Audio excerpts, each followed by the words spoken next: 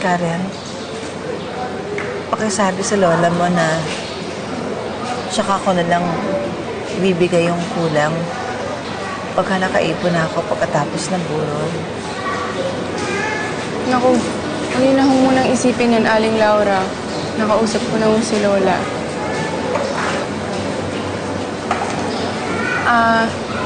Nasaan ho yung asawa ni Junior? Yung Rachel? Mabuti pa siguro nga na hindi mo na magpakita ng pagmumukha na yung babaeng yung dito. Eh di ba ho, dapat nandito siya? Dapat tumutulong siya dito. Naawa tuloy ako kay Junior eh. Baka pag nasawa na yung si Rachel sa kanya, bigla niya na lang bitawan. Buti na lang ho, libre ako ngayon. Ako ho, hindi magsasawa sa inyo nila, Junior. Mauna na ho ako.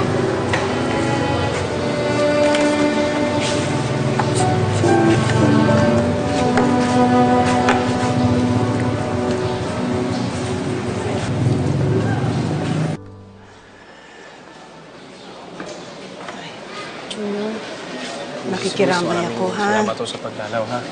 Saka, kunin mo to. Hindi naman nagmamadali ang kliyente ko para sa mga order. Pagkatapos ng libing, at saka ako na lang kayo babalikan. Sige, ha?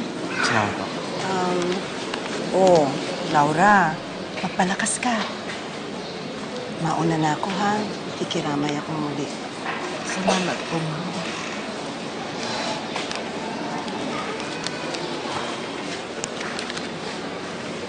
Ngayon, bait lang talaga ni Mrs. Ruiz, no? Buti pa nga si Mrs. Ruiz May pakinabang. Hindi katulad nung asawa mo. Bakit nga ba wala yung asawa mo dito? Baka nilayasan na tayo. Baka hindi na tayo pinaya.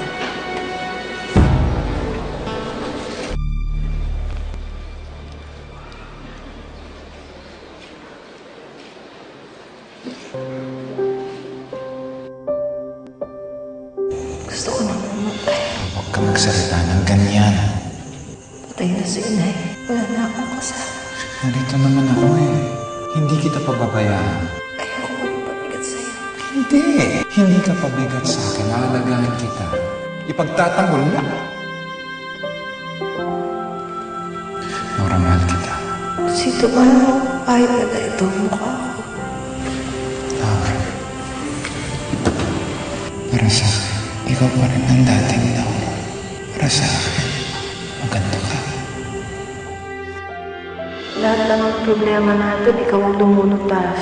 Paano kaya gagawin ko pagka wala ka na? Ay, huwag ka magsalita ng ganyan. Wala ka pa bang bilib sa akin?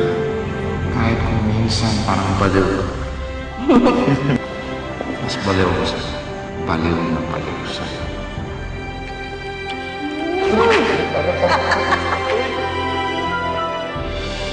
Sito, nag-iisa na lang ako. Hindi ko alam kung anong gagawin ko. Sino pa ang tatanggap sa isang pangit? Sa isang baliw na katulad ko?